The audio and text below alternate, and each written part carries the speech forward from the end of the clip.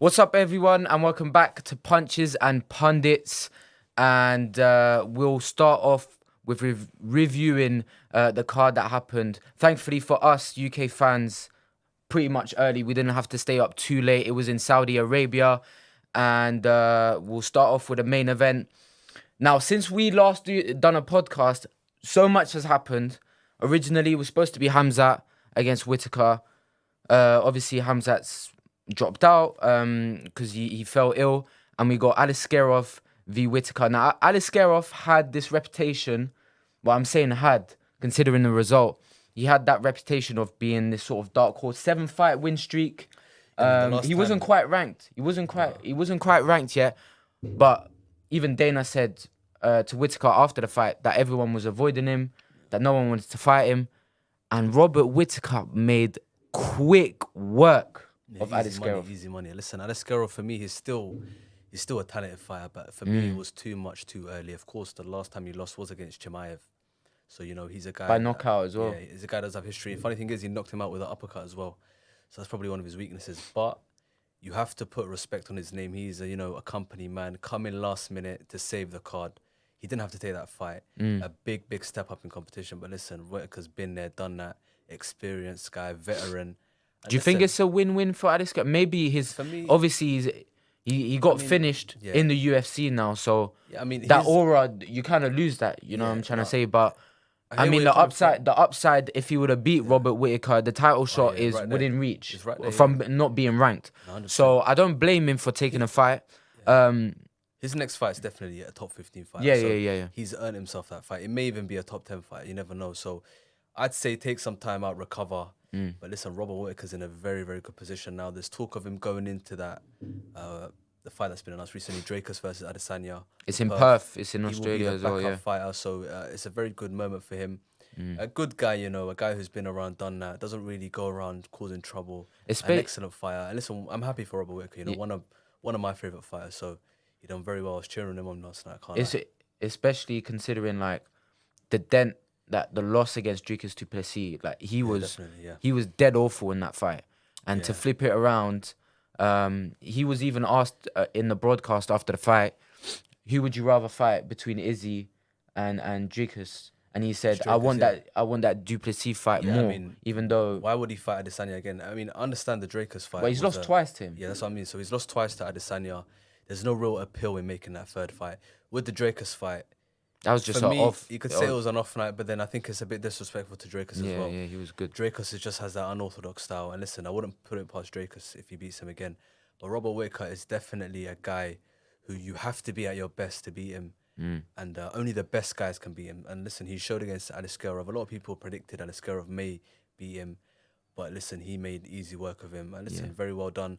Chimaev, that you spoke about, pulling out with, another sickness. Since COVID, Chimaev's health has been something that we need to talk about because something's quite off. Alexander Gustafsson, so obviously they train at All-Stars in Sweden and stuff. He's like, something's not quite right because this guy, first of all, the way he trains, like we've seen the videos, this guy trains on a different level. Like he's so intense with his training, but it's not even muscle injuries. This is the thing. It's not. It's little flus, colds, Colds, and then, what was it this time? Food poisoning. But it makes him so ill. But there was a guy that came out. I can't remember his name, but somebody who's very close to Khamzat. He said that was all rumors. But I'd say, he's got. I don't know. I don't know whether to say it. It may be speculation, but he might have a weak immune system. Yeah. Post COVID, a lot of people's bodies haven't been the same.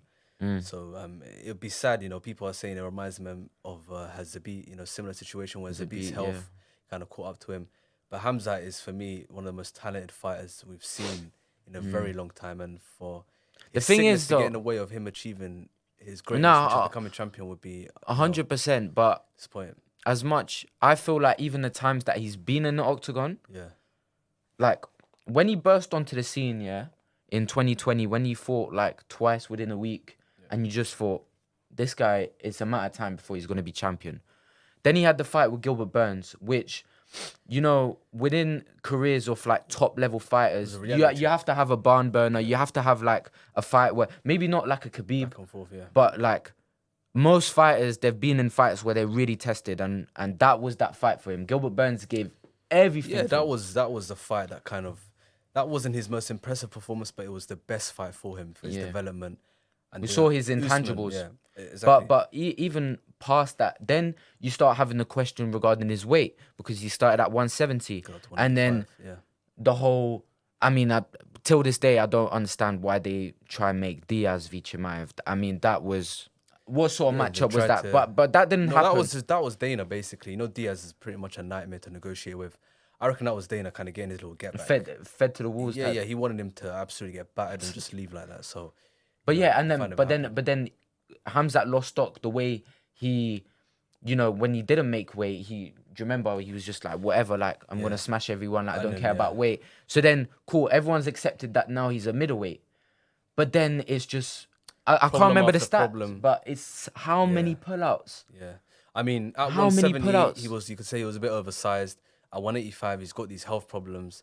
It's almost like, when is he gonna settle down, put on a bit of a run? When was the last time this guy fought 3 times in a row? I can't remember. Has he ever when fought? he's- Has he ever fought 3 times in a row in the UFC? You know, it's disappointing. But listen, hopefully he can recover. We want to see him again. But when he does come back, what fight makes sense for him? Because he's not getting that Whittaker fight. Who is he gonna fight? Well, he tweeted that he would Yeah, still. of want course that. he's interested, but is Whittaker interested? Especially if We need he's- to just see him in the octagon. Yeah, like but- he needs to remind everyone because Yeah. with time, people forget. And at the end of the day, his last performance against Usman, people kept saying, me included, 2 more rounds, Usman probably wins that. So there's question marks over his cardio. There's question marks over, well, mainly that. Like, have we seen him past a third round? Have we seen him in a 4th round? I don't think we have, no. No. But what I was trying to allude to is if Whittaker's being made the backup fighter, and if Dracus wins, you could say Whittaker gets a shot. Where is the appeal for Whittaker to then fight Chimaev? So I think Chimaev's in a pretty weird position now when he comes back, and we don't know when he's What's gonna come what's back. the landscape at At 185 middleweight, anyways? Yeah, I mean, Vettori, is Vettori available? Imavov had a good last win. Imavov, Imavov's top 5 now, though. But listen, I mean, we'll talk about it later on, but with the Dagestan guys, the Russian guys, I know Imavov represents France, but originally that's where he's from. They don't really like fighting each other. I know Chimaev's Chechen, but they're both from Russia. Yeah, but I feel like we saw Pavlovich and Volkov, which we'll talk about later. They don't really like fighting each other. So but I don't think feel that like Imavov fight would can be more inclined because Dana White said that Hamzat's next fight will be in that area of the world, whether that be Abu Dhabi. Abu Dhabi, yeah, Saudi. So Imavov would be more inclined. I'll fight there. That's not a problem. Do you know what I'm trying to say? So, and then now Imavov's a top 5 fighter. Yeah.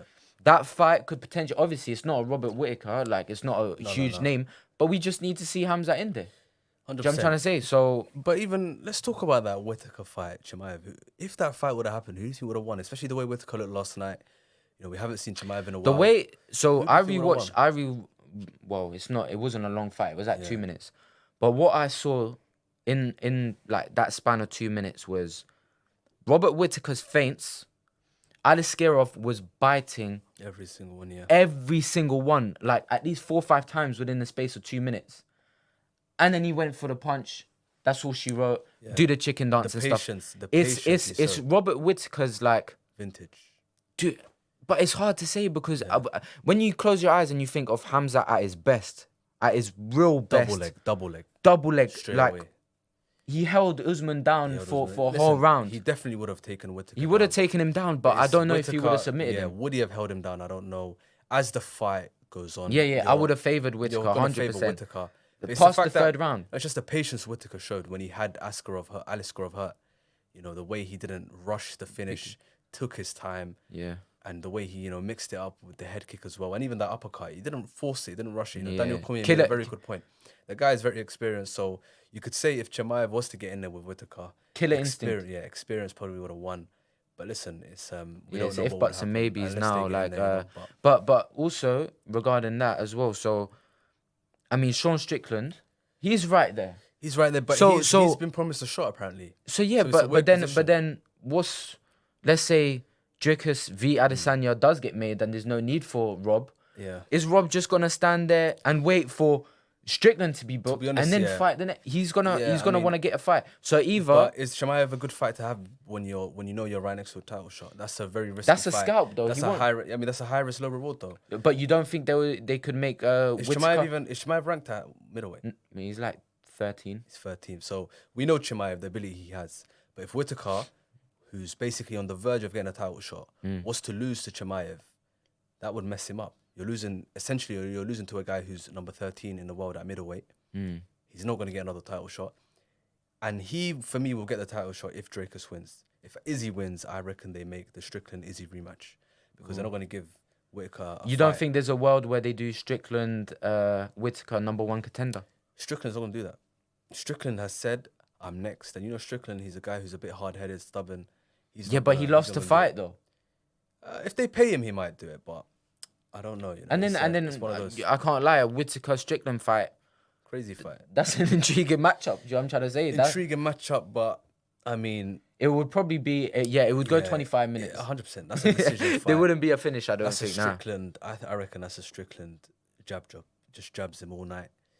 Well, you think you would favour Strickland? Yeah, I just think Strickland for me is one of the most underrated fighters in the world. Teep kick. Technically, he's so good, but it's because of his antics outside the cage. People don't give him his respect. But listen, he made easy work of Costa. You could even say he made easy work of Adesanya. You could say No, he did.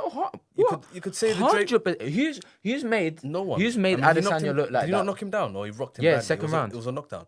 So I mean, he made easy work. of 25 Costa. minutes. 50-45. The 50-45. I mean, listen, I don't think we'll ever see that again. A guy 50-45 Adesanya. But even the Drake Striking. striking. Because as well, yeah. obviously when did he shoot even once? Were they even clinch positions in that fight? Nah, it was just straight boxing, kickboxing. like Adesanya was just moving backwards the whole time. Yeah. Even when Adesanya lost, when he went up to 205 to fight Jan, it was because of the wrestling. For Strickland to do that, that's one of and to win the belt as the underdog, that's an all-time performance. But I don't know. It's been announced now that we're getting DDP against Adesanya since we've last done the podcast. Another very, very intriguing matchup. I cannot believe DDP, since he beat Whittaker, I've been like, whoa. Like, you know, the wins prior and that against Darren Till, and then tired, he's looking yeah, gassed. but he fixed that nose that he was talking about that was affecting his conditioning. He's got that unorthodox style. Me included, I was, pretty disrespectful. Even now, I think Adesanya wins, but you think he wins? do not sleep on Dracus. He's a very, very serious guy, someone you have to take seriously. And Dracus came out and said he's 100% going to finish Adesanya. So if Dracus is coming to the fight talking like that, we have to take him seriously. But I just think Adesanya, similar to the fight they had with Pereira, coming off a loss, he knows As a contender, he can't afford to lose twice. He's coming up against a guy who, he has to win. He will, for me, he hasn't lost to Dracus, but in terms of, he's coming off a loss, he can't lose twice in a row. But there's a lot of commotion regarding that fight. They were supposed to beef, fight yeah. I mean, prior to the Strickland fight.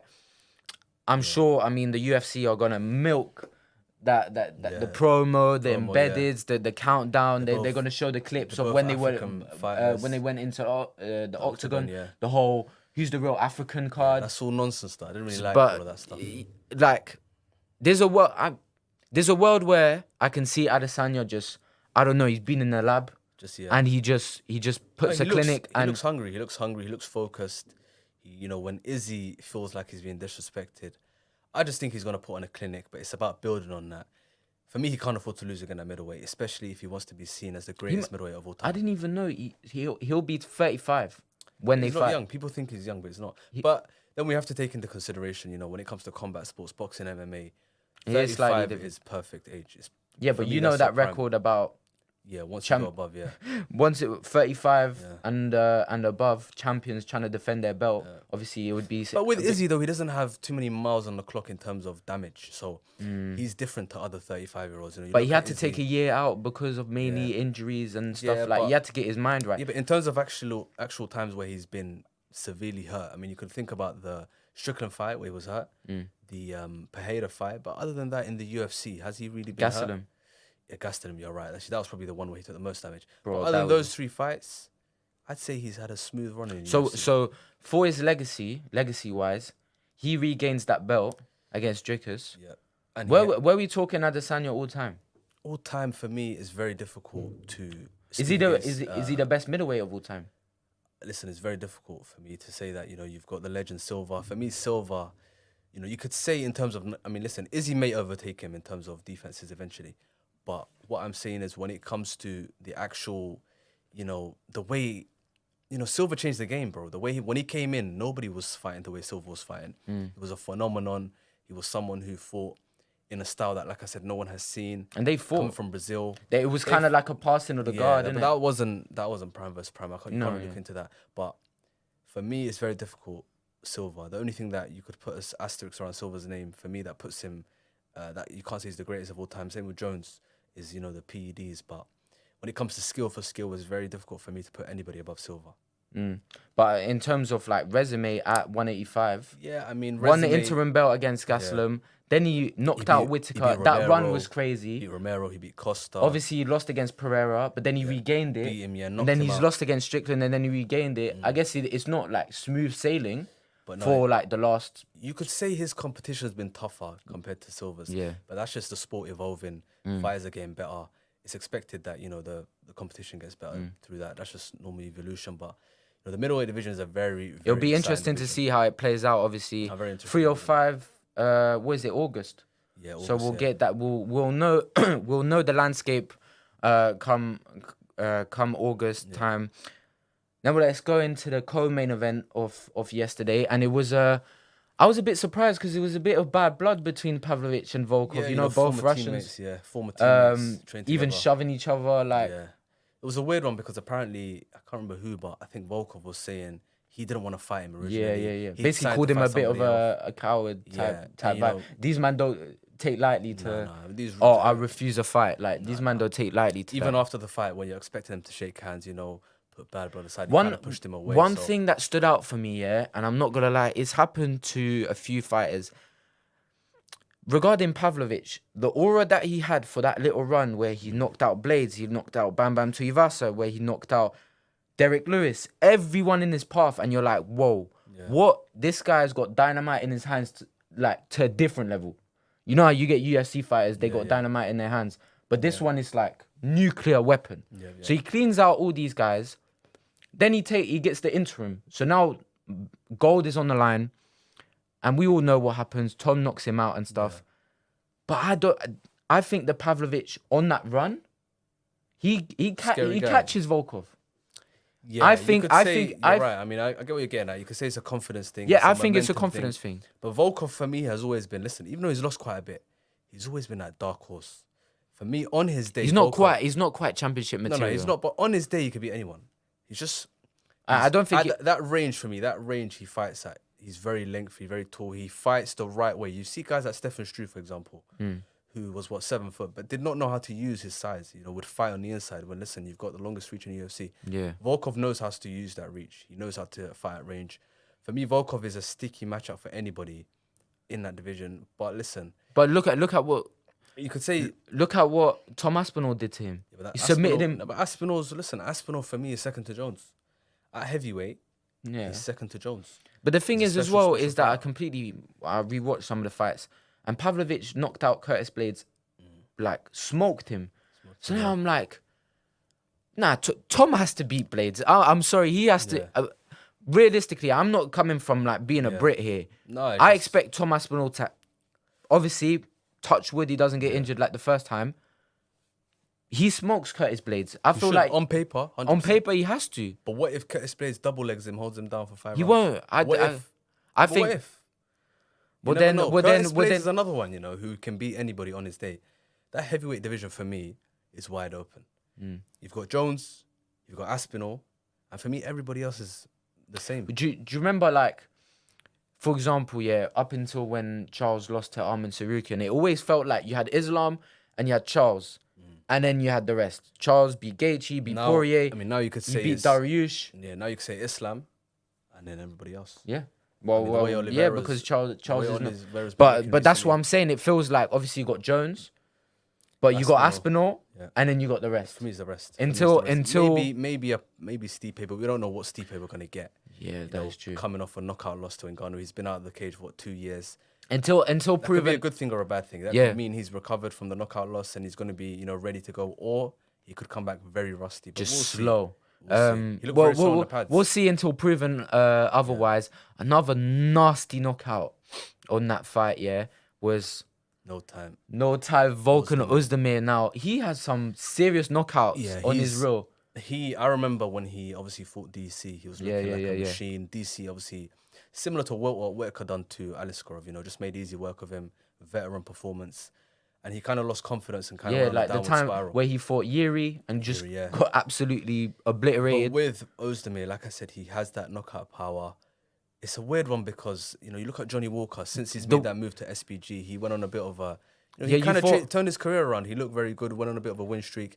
Obviously, he's coming off the loss to Ankalaev, who, again, is a guy who is a dangerous guy in that weight class.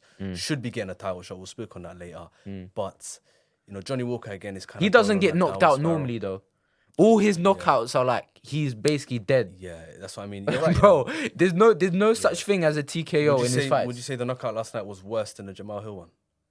For me, this was worse, mate. He was out for a while. Do you know why? Because it was the last. Yeah, there's no. It was the last. It was the last war bang. Bisping mentioned it in commentary. He said there was no need for that last uppercut. But listen, in MMA, you fight until. But I mean, Jamal was a temple shot, so it was a no. Weird What? way No, I thought you were talking. I got confused. I thought you were talking about the Jamal Hill one against Alex Pereira. Which one? Jamal versus. Oh, nah, that one was bad though because he lunged in. Like he Supermaned him while diving like he playing football. You could say that was worse in terms of like. But I'm saying he's had some disgusting like. Yeah, I mean he didn't look good though from the beginning. I was watching him. He was backing up. He was throwing these little kicks, but he didn't really throw the jab. He wasn't fighting behind. There was no game plan. I just think he was on the back foot the whole fight.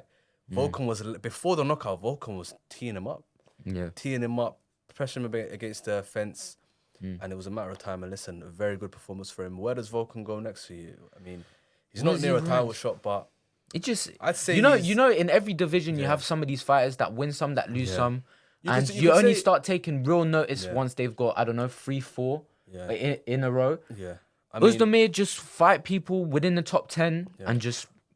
Keep a streak going. He's a good fighter. He's a good fighter. That's it's good to see him come up. He's been here for a while. He's been there for a while. Yeah, I don't see him winning the belt, but listen, a good fight for him would probably be the winner of Smith versus Delice that was announced. Damn! Oh my god! Had they fought Smith and Ozdemir? I know Smith's been around for a while, so I don't think they fought.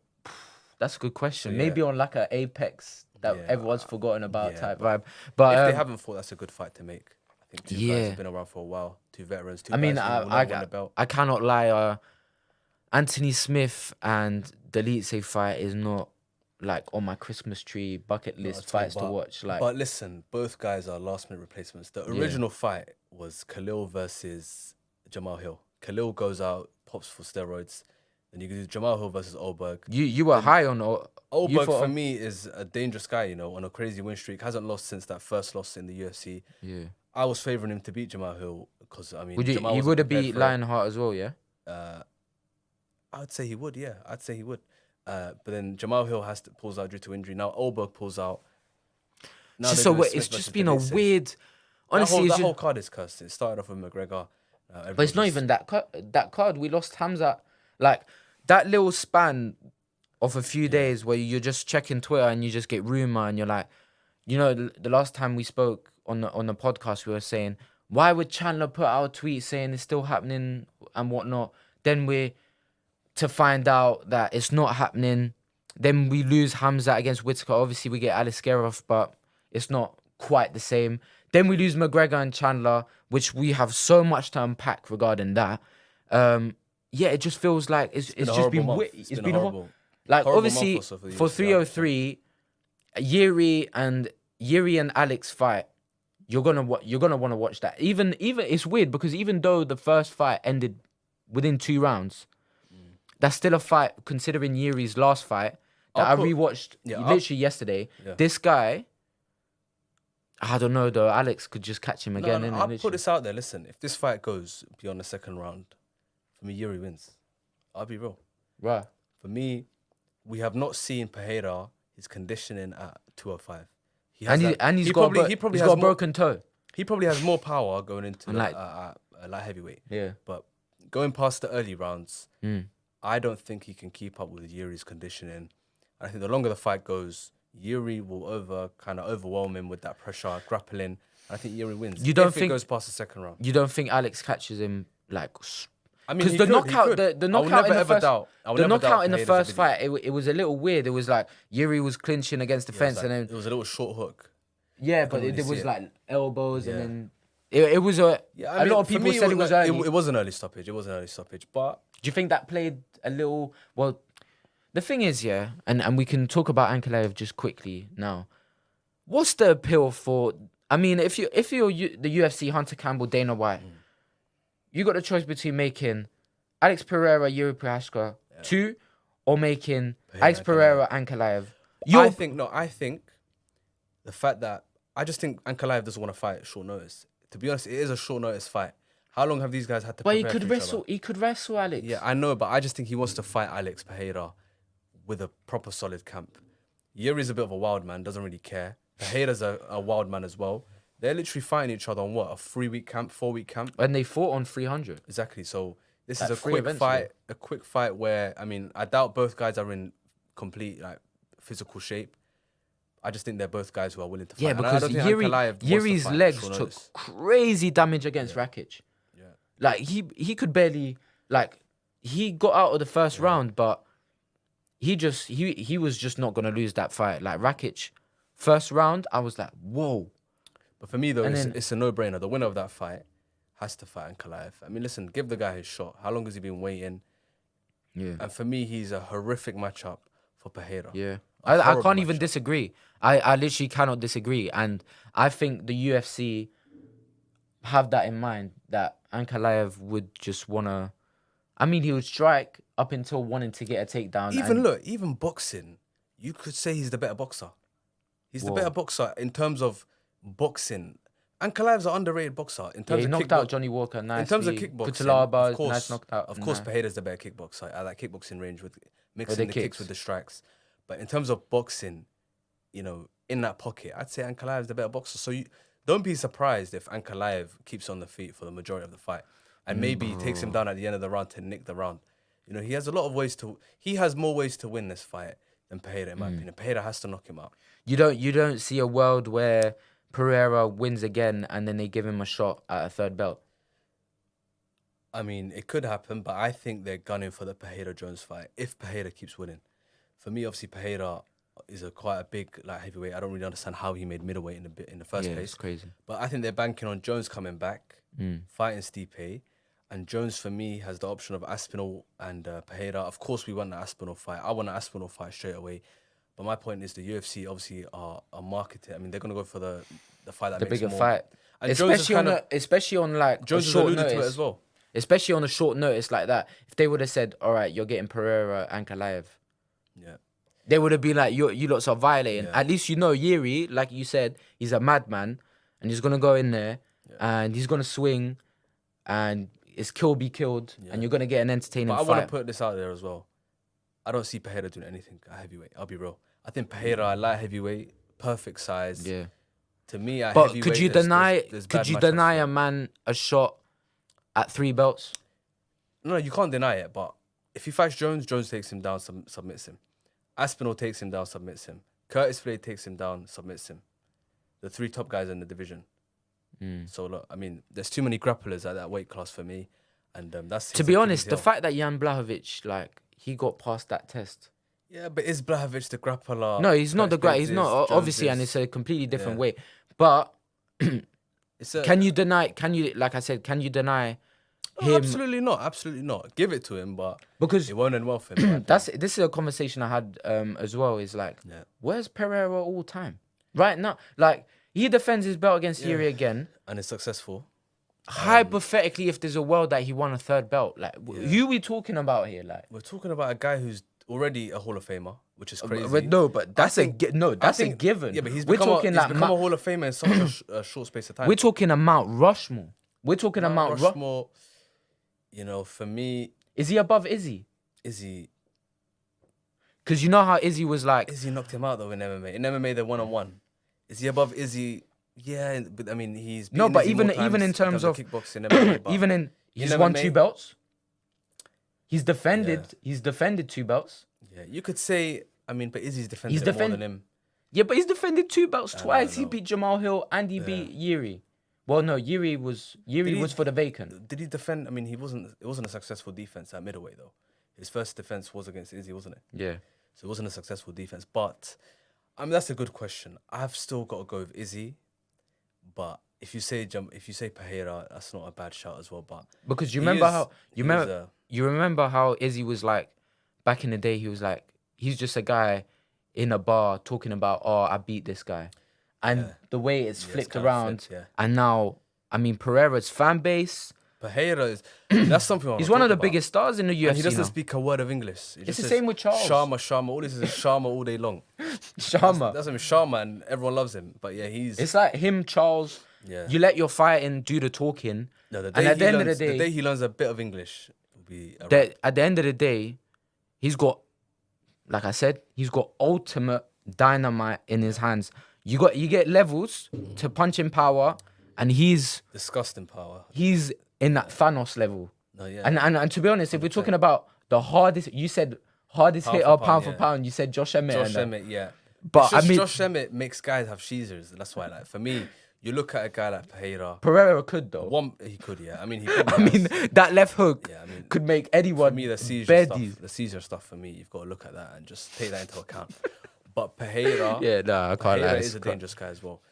Another fight that got added to 303 that we need to talk about, because the last time we was here, I was full stocks on Lopez. I would say give him Evloev or give him a top 5. That's your favorite fight. And my wish has been granted, and we have an ultimate banger. First of all, Dana, Hunter Campbell, make it 25 minutes. Don't want to see 15 minutes of it. Ortega, Lopez. Oh my gosh, that's gonna be a movie. We just literally before coming in, we were talking about what's it gonna look like. Does Ortega have better jiu-jitsu? He's the better striker. Lopez might have more punch power. Literally was looking at the Youssef fight again. The short uppercuts. The power that this man has is disgusting. I'd say to get the best out of that fight, to squeeze the most amount of juice, you've got to make it 25 minutes. You've got to make it 25 minutes. Especially, I mean, they're both pretty much, level each other out when it comes to the grappling and jiu-jitsu. On the feet, I'd say Ortega, you'd say Lopez. But for me, it's a 50-50 fight. you think it's a close fight? It's a 50-50 fight for me. Honestly, I cannot say who wins. It's that close. Which is crazy, though. It's an amazing fight, and very well done to the UFC for adding that fight, especially on a card that's had so many losses. What happens if Lopez beats Ortega? It's a title shot straight away. Straight away? For me, I've said all along, I don't want Holloway to come back down. Topuria, for me, he should have fought Ortega when Ortega beat Yair. Ortega versus Topuria. If you're not going to do that, do the winner of Lopez. It's interesting that you say that, because Ortega literally came out and said that Max v. Ilya's already done. Yeah, but I don't think that's hence why he knows he's not going to get a title shot at 145. So he needs to get active. Yeah. And he said that originally he was going to fight at 155. So he has 155 in his mind, which I'm not too sure about Ortega, how you would translate in the higher division. Yeah. You could say he's a bit undersized. The jump from 145 to 155 is a massive, massive jump. Yeah, it is. So yeah, I'd say stay at 145. But Holloway for me should stay at 155. I've said all along, I do not like that fight one bit. You've just knocked out Gaethje. You're not cutting as much weight. You've got the BMF belt. That McGregor-Chandler fight, when it happens, you've got that McGregor fight, especially if McGregor wins. You see, that Chandler was calling table. out Max. Yeah, apparently. I mean, he put out a little weird BMF, BMF, but I don't know what he said. But that's Chandler looked depressed, like he was. But listen, he's holding out for that fight. But McGregor made a good point. He came out and said the money that he will make will be 10 times what he will make. So you can just sit out and still bank on making that McGregor money.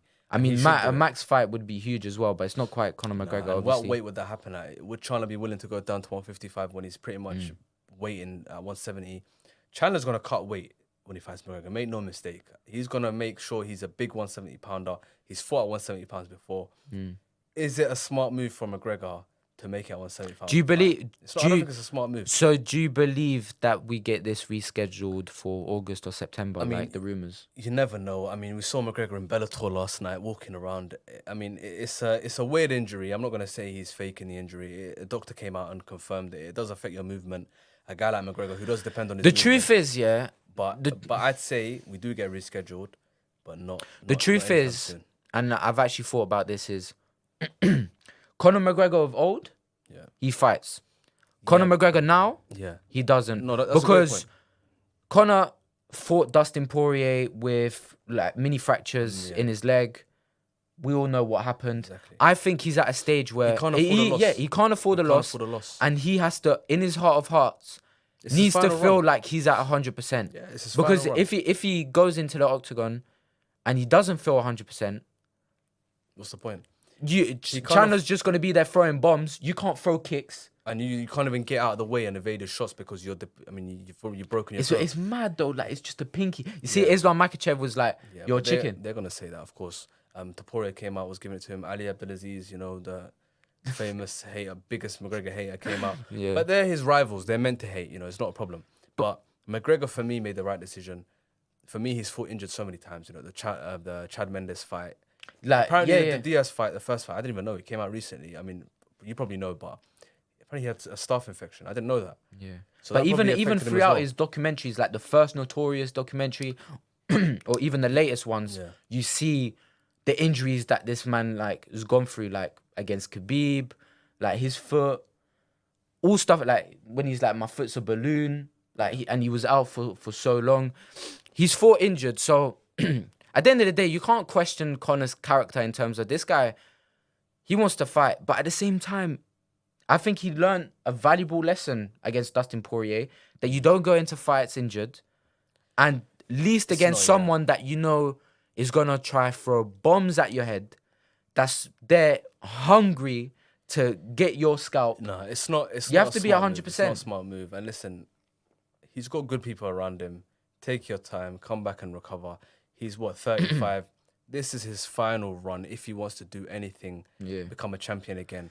He cannot just needs to get a win, innit? He can't afford to lose again as well. Yeah. That'll be 3 losses in a row technically. Even though I know the second loss was a leg break, but 3 losses in a row. He did say that, but I mean, Dana White was a bit like, I need to know that Conor's healthy before I even plan the back end of the year. Dana's right though. Dana's right. You can't book the fight before you know McGregor's. I mean, he's not going to get surgery. It'll be a rehab thing. But how long will it take? Put stem cells in there. Yeah, I mean, we don't know. But it's just it seems like he's in good spirits. I mean, when he was on, he said it's more pain than a leg break, which is crazy. I mean, it's probably more annoying. I've never obviously broken a pinky before. He said he can't put shoes. That's why he's always in slippers. So it probably is annoying, yeah. And didn't he have a toe issue going into the Khabib fight? Yeah, where they had to put it back in place. This guy's fought injured most of his career, so it makes sense for him to take some time out and recover. And listen, we want to see him in the best of shape. But speaking on the card last night, for me, an absolute disgrace. Kelvin Gastelum versus Rodriguez. For me, that was a disgrace. He made the guy cut down to weight. Rodriguez was 179 pounds on fight week, expecting a fight at 170 pounds. On a Thursday, they not rescheduled, but they say the fight's at 185. So Gastelum knew the whole time that he's not fighting at 170 pounds, probably cut weight to make 185 pounds, shows up to fight now massive, probably 200 pounds, while Rodriguez is 185 probably on the dot, or even less. The guy had a good 15, 20 pound weight advantage over him, and you saw it. I mean, he took him down with ease, smothered him. And Gastelum's always been celebrate as well. For me, listen, he's been undisciplined. For me, it's cheating, that kind of stuff, It irritated me as well for Rodriguez, I felt really bad for him. The thing is that Gastelum's always been undisciplined when it came down to his weight.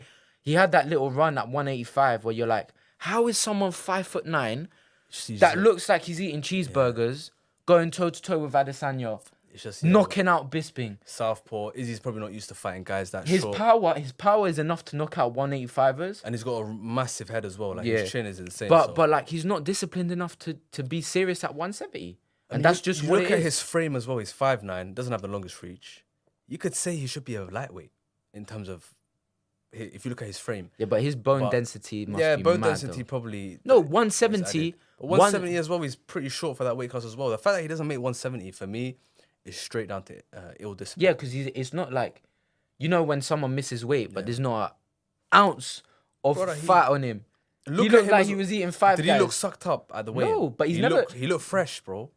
So he's never been like that though. Yeah, but you look at guys that make 170 pounds at the weight. Like a Usman. They look all sucked up. They were cutting a lot of weight. This guy doesn't want to push himself to make the weight. And I think what do you think? What do you think Dana should do? The thing is, he literally he's got a lifeline. He got a lifeline because he won. If he would have lost, but where does he fight next? Can the UFC trust him to make 170 pounds again? No, They can't trust him to book him at 170 again. they can't. So I don't know. I'd say make him fight at 185 against Chimaev. Give him a little punishment. Yeah, no. I'd say that's the fight. I mean, we were talking earlier. Who does Chimaev fight? Chimaev, when he gets back, put him up against Gastelum. A guy who's fought for the belt before. Gastelum is a guy. Gastelum ain't got motion like that anymore. No, but he ain't got motion no more. But Chimaev's coming off an illness. We don't know if he's 100%. I'd say give him a top 5 at middleweight. Give him Imavov. Yeah, but Imavov, I'd say he ragdolls Imavov though. Are you talking about Chimaev? Yeah. Chimaev would ragdoll him. But then okay, well then at least that's the top 5. You've got that Russian thing again. Would he be willing to fight a fellow Russian brother? I don't know. Bro. I know he's from Dagestan. Chimaev's Chechen. I don't think they. I think he takes that fight. I think if the UFC put forward, I think Imavov definitely takes that fight because it's a massive name. Because he won't get a title shot. No, not for Strickland, but he's not getting that. He asked for Strickland in Paris. Then I came out saying we're gonna get some information about the Sphere UFC 306. My guess is it's Max v Topuria.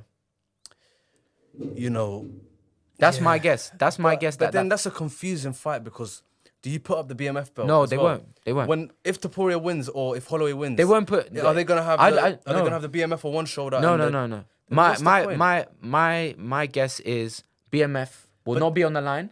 It will be strictly the 145. Okay, but if Holloway wins, if Holloway wins, he has to stay at 145 pounds. Then you're limiting. He's gonna mix a match. No, but you're limiting him because then he can't use his BMF belt to fight. The thing is, what if he? It's a weird one. If Max beats Topuria, what else has he got to do at 145? I just think that BMF he ain't got belt. Nothing less. I know I hated on it, but you can make fun fights with the BMF belt. Of course, it has an appeal to it. We mentioned Max v Charles. We mentioned. Yeah, but you lose all of that the moment he goes to 145 pounds. Why? If he wins, he has to stay at 145 pounds and defend his belt. If Topuria wins, then Max loses that aura and he doesn't feel the same. I mean, so he has the BMF belt, but he's coming off a loss. Do you know what I mean? It's like, I don't think it's a good fight to make. There's a lot of options at 145. You've got Movsar as well. Makachev came out the other day and said the UFC are not trying to book Movsar versus Topuria because they know Movsar. They're gonna make Movsar. I just think, look, Topuria's just won the belt. Yeah. Put some work in, defend your belt, fight the contenders. Makachev done it. Holloway done it when he was champion. Volkanovski done it when he was champion. What contender? You've got the winner of Ortega versus Lopez. You've got Movsar hanging around. You've got Aljamain Sterling. He wants to fight before that. No, but I think he should kind of defend his belt, fight the guys. Rodriguez coming off a loss. Ortega's now having a fight. If Lopez wins, come on, you'd want to see Lopez versus Topuria. Of course. That's your guy. But when will we get that? Aljo, I'd say, is maybe one win off a title shot. They're trying to Max v Topuria is too big of a fight. I know, but don't let the BMF crowd you. It's at a bad stage. Yeah, but don't let the BMF crowd you because at the end of the day, the UFC. Yeah. We all know how the UFC works. Topuria, he's just knocked out Volkanovski. He's now a big star in Spain, in Georgia, etc. Against Max at the Sphere is a huge event. But with the Ilya Sphere as Topuria well, against anyone that you just mentioned, it's not as big, of course. That's a co-main event. Yeah, of course. Bro, you're talking to me about what Evloev Topuria. But is that good enough to main event the Sphere? Let's be real. When they're gonna go to the Sphere? I know September.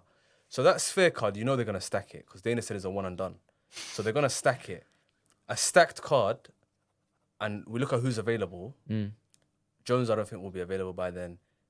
Unless they put McGregor Chandler. Yeah, and even put Topuria Holloway on co-main, then I can't lie, that's a mad card.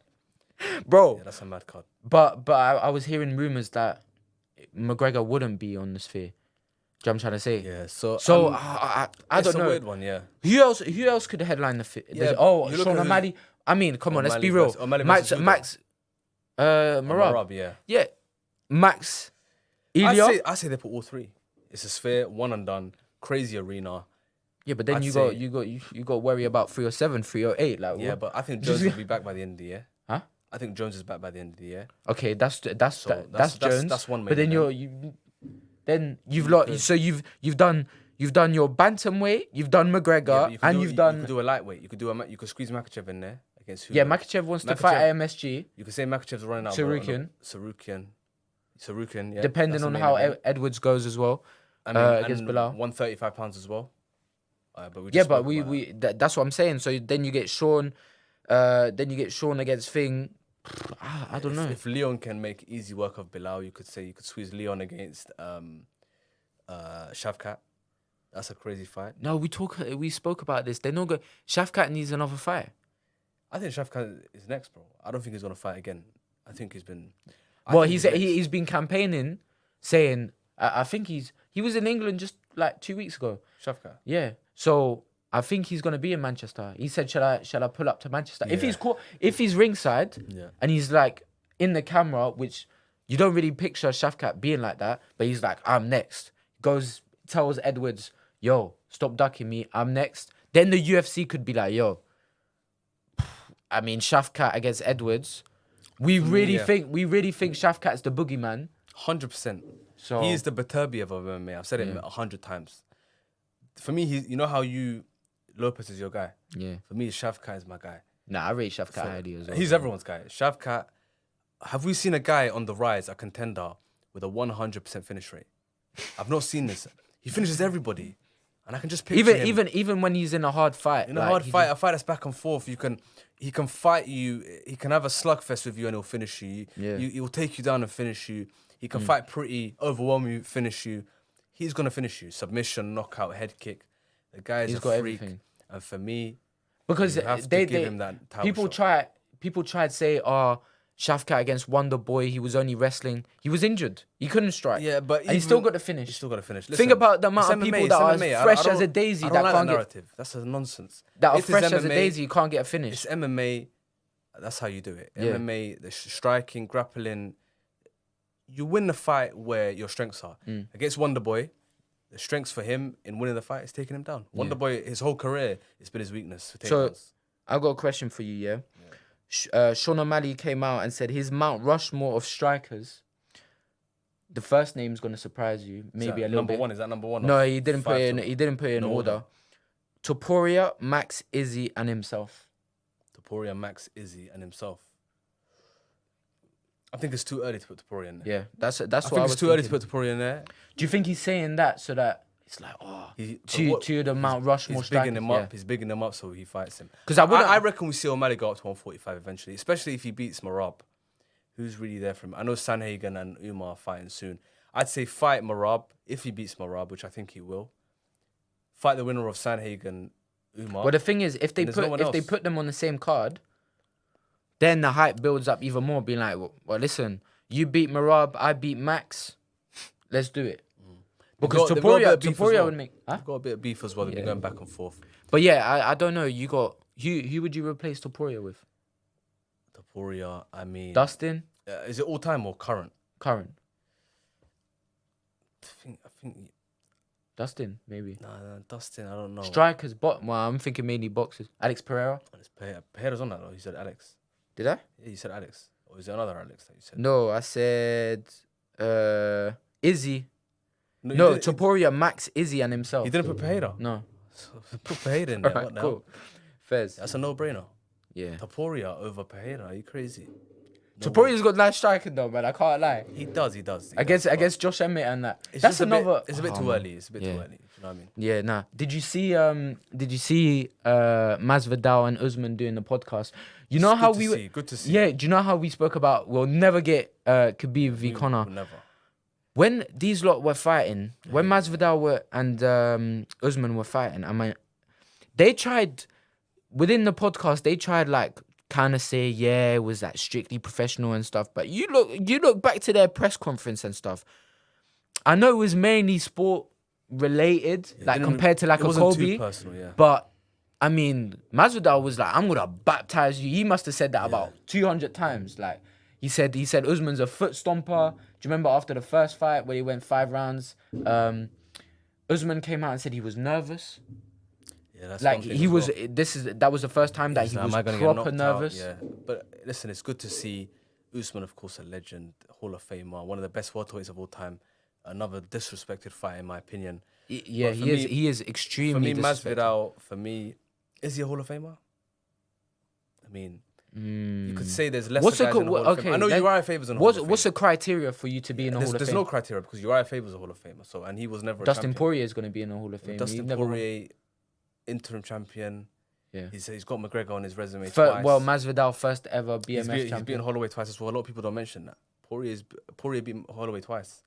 Yeah, I mean scalps. 145 as a kid, of course, but 155 when Holloway came up to become champ. I know he had the interim. But I mean, Masvidal doesn't really have that kind of name on his the resume. Usman fight made 1.3 million pay-per-view buys. Yeah, but in terms of his actual accolades, his achievements, is he a Hall of Famer? I'm not too sure, but there's lesser guys in the Hall of Fame. I think Masvidal's had a better career than Uriah Faber in the UFC. So it's a tough one. In terms of his brand, his name, his popularity. Do you think we get Usman fighting again? Because honestly, it feels like he's head on in his podcast game. Like obviously, him and Cejudo came kind of out of nowhere. But I mean, the content they're producing, stuff like this, I'm watching it. Like I'm tapped in. I think it's really good. You see a side to Usman, you see a side to Cejudo. You know, king of cringe. Their breakdowns or even the way they talk about. I mean, Cejudo's a Hall of Famer, whether you like it or not. 100%. So you know what I'm trying to say. Cejudo champion at flyweight, champion at bantamweight, and did you not defend it at bantamweight? He defended at flyweight, I think. Yeah, no, he beat defended Cruz. at bantam. Yeah, so he beat Cruz. So he is definitely a Hall of Famer. Yeah. But Cejudo's a guy I didn't mention actually when I was talking about O'Malley's options at 135 pounds. Nah, man. If he beats Marab, I'd say if Cejudo gets that fight, I'm putting it out there. Cejudo will never fight for a belt again. If he beats Rob Font, and O'Malley's still champion. Has that fight been made? He's calling for that fight.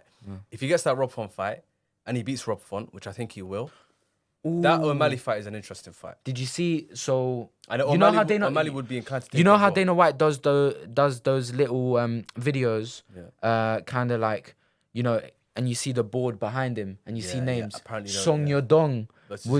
Well, we didn't see that side of the other side. No, but Song Yodong will be probably on the 305 card in Perth. Yeah. Who do you think that's against? So he just lost against Peter Yan. That was a close fight. Who is there? Cejudo maybe. Cejudo needs a win. So fighting Song Yodong needing a win isn't a smart thing to do. But like I said, Song Yodong is right there. Song Yodong is right there. Like he's a. You know how I've got loads of stocks in Lopez. I think Song Yodong just needs to tweak and just a little bit there, a little bit here. Is he still at Team Alpha Mo? I believe so. Yeah, you see Uriah Faber in his corner whenever he fights. Uriah is a very good coach. He's made that good transition. You know, he owns a gym. He's coaching fighters. Have you been tapped in with the Ultimate Fighter or no? No, I can't lie. This season I haven't. But I know Grasso and Valentina. Yeah. Some of the training techniques. Yeah, and stuff. Apparently Valentina doesn't drink any water while she's training. Yeah, just to kind of push herself. Yeah, and she gave like bullets to. Yeah, but I don't understand that because in a fight between rounds you're drinking water. So why are you doing that to yourself? Maybe it's a mental thing. It's a mental thing, yeah. But in terms of putting yourself in a position that will basically reciprocate in a fight, it doesn't really make any sense because you can drink water in between rounds. So. I'm just thinking about the women's MMA landscape as well. So Zhang Weili, yeah. We saw her against Yang Xiaonan. That was a crazy fight. I don't know who would be next for her as well. Then you got Pennington. I mean, but it's just like 145, isn't she? 135. 135. You've got Kayla Harrison, who's 135 as well. Yeah, that is true. Kayla Harrison, for me, if she can go on a run, she'll get the belt. She will smoke. But that's another thing regarding. Well, she's proven us wrong regarding the weight. But look at her discipline. She was a 155 pounder most of her career. She's a big lady. Like she's got a massive frame. Yeah. And she made 135 pounds when nobody expected her to do it. You look at Gastelum. Come on, man. Look at Kayla, bro. Take some notes. Kayla Harrison is basically. She got arms like like Gastelum. That's what I'm saying. And if she can make 135 pounds, you're moving from 185 to 170. That's less of a jump compared to what Kayla's had to do. Yeah. So yeah, he's a disgrace for that. I can't respect that one bit. Yeah. Showing up to a fight. All right, I've got a question. Did he take a percentage of his money? 100%. Did you see the video of Rodriguez just eating a cheeseburger and chips like in the hotel? Yeah, but Rodriguez, he made the fight 185 pounds. Apparently, they were trying to make it 175 pounds That way he would have taken a check of his, the percentage of his money. Yeah. But the fact that he didn't make it, 100% he took a percentage. I hope he did because he lost at But least. then money. Gastelum was like, you know, in his post fight, he was like, I love the UFC, like this is my home, etc.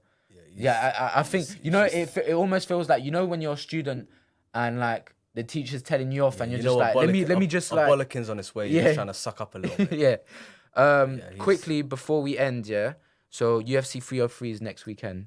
I'm gonna try to get your quick predictions for the main card. Try to get it in. Do it one by one. Alex Pereira, Yuri Prohaska.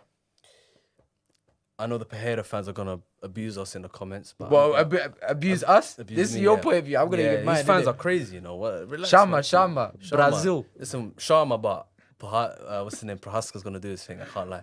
Prohaska. Bro, we need detailed. You can't say he's gonna win. Prohaska decision. I think decision.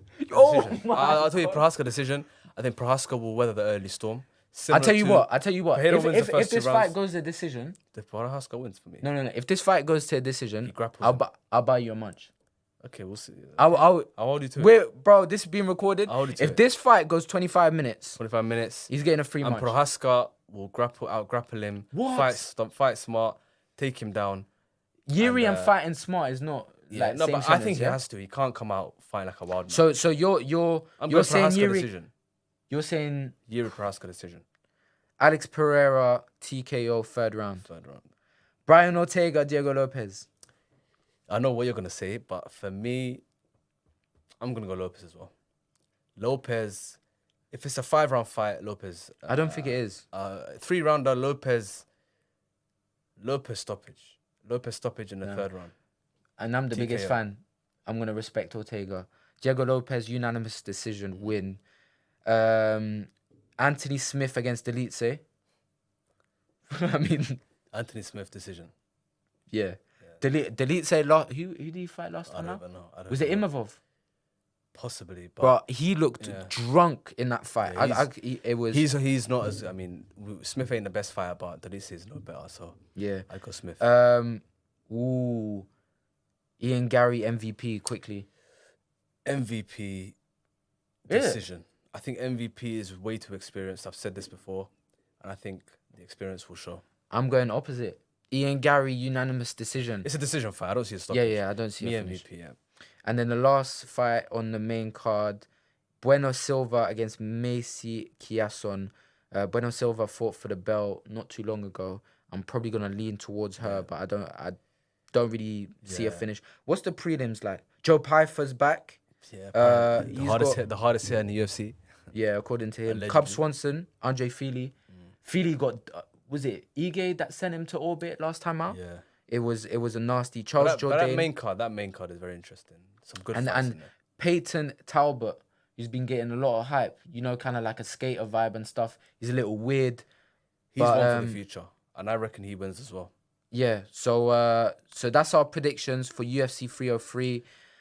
Thank you guys for watching. Thank you everyone for watching. That was episode 3 of the Punches and Pundits podcast. Get your comments in below. We always say like and subscribe. All the videos on our socials, TikTok, Instagram, everywhere. And YouTube. If you disagree or agree with us, let whatever us know. You want to say, any suggestions, comment down below. YouTube, Instagram, TikTok, it's all Punches and Pundits. Yep.